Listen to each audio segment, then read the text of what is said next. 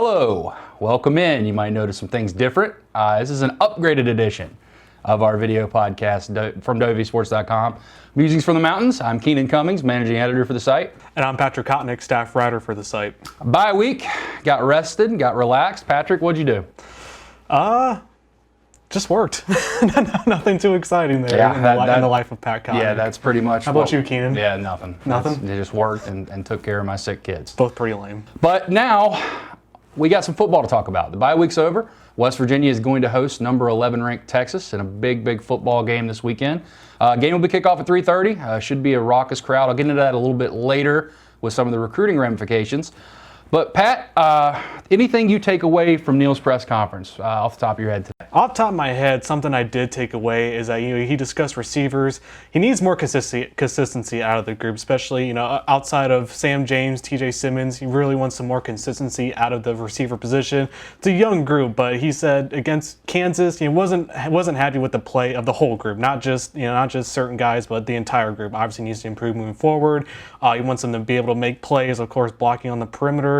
That was pretty interesting this week too. That he said, whoever has the best practice days on Tuesdays and Wednesdays, we'll see the more snaps come Saturday against Texas. And that's something that he said is going to happen moving forward. Yeah, and you've already seen that some, Pat. I mean, with some freshmen taking jobs away from guys right now. I think that Winston Wright, that's his job to lose, that inside receiver spot. When it comes to Texas, we'll get into them a lot more in our preview later this week. But what you need to know about the horns, hook them, horns up, horns down, whatever you want to do. Sam Ehlinger, he's the engine that makes that offense go. They average over 40 points a game.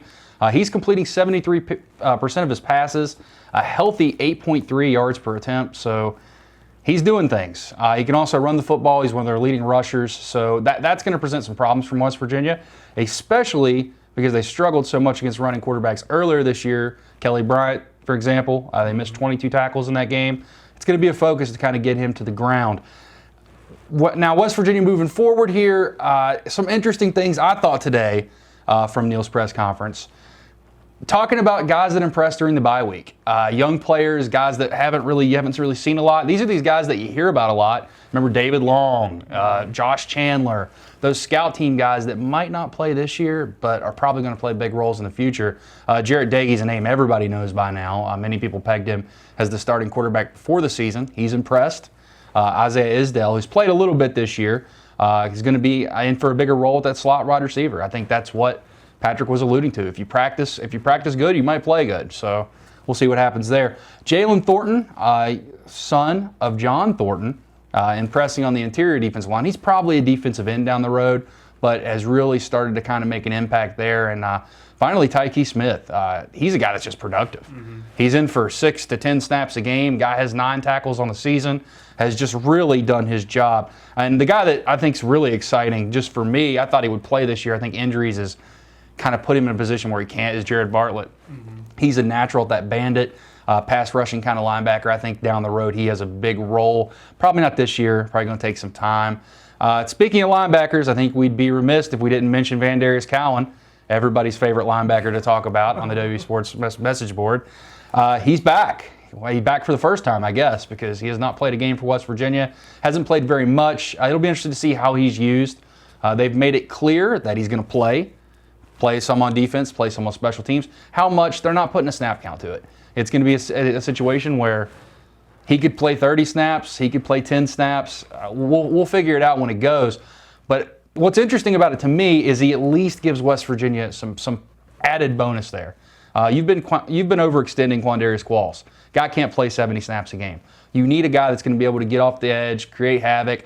And I talked to a lot of guys about him today. Said he's really athletic, really explosive, can bull rush, and has speed, which is an interesting combination. And like you mentioned, Keenan, he's a natural fit for that bandit position, and they got to take the load off, I feel like, of Quandarius Qualls. Someone like him, obviously, he's a starter there, but he needs somebody else that can fill in for him. He shouldn't be playing as many snaps as he has been so far this season. Yeah, I feel like if he if Cowan can develop into being more of a threat at that position, if he can generate some more consistency, if he can be consistent here against Texas, depending on what he shows, he could definitely they could definitely go half and half there with those two. But it's definitely going to be interesting moving forward. Well, they at least just need some guys that can play. I mean, they've been playing guys out of position there, and it comes down to finding the right body types. He's 6'4", 230, 240. He can handle that role. So I'm interested to see. And they have to have reasonable. They mentioned today having reasonable expectations for Kyle Williams. Yeah, I do think you have to temper him a little bit. I don't think he's going to have 6 pick sixes and 8 sacks, but I do think there's potential there down the road. He was a highly recruited player. You don't go to Alabama by accident. Let's just put it that way. Drayshawn Miller, I asked Neil about him last week. Said they were going to have a decision on what's going to happen to him this week. They have it. The junior college cornerback is going to redshirt this year. That doesn't mean he might not play. There is a new redshirt rule where you can play 4 games and still keep your redshirt intact. But he's on the shelf for a while. He's rehabbing from the surgery he had, and at this point, that's what it is. Speaking of the atmosphere, kicking back all the way from the beginning, it's going to be exciting this weekend. Exciting for a lot of reasons. Striped Stadium type deal. There's going to be a lot of people involved. Recruits too, and I think that's important to mention. I've been talking to some people, and I think this could be a loaded group of recruits. I don't expect any official visitors, which was kind of surprising.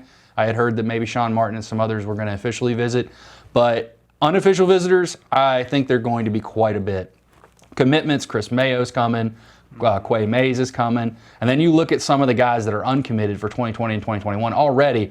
I've just started kind of compiling a list. Zakai Lawton from South Charleston, the defensive end, has an offer from West Virginia. He's going to be coming. J.J. Jones, a legacy from South Carolina, is coming. Amari Huggins is coming. You go down the list. It's going to be pretty loaded. I recommend you stay locked and loaded to our coverage this week. We'll have everything on the football team, even some basketball sprinkled in, and, of course, recruiting. Thanks for tuning in. I hope you enjoyed this. We're continuing to work on efforts to improve this, and I really hope you enjoyed it. Hit the subscribe button, as always, if you liked it. If not, we'll see you later. But this has been another edition of Musings from the Mountains.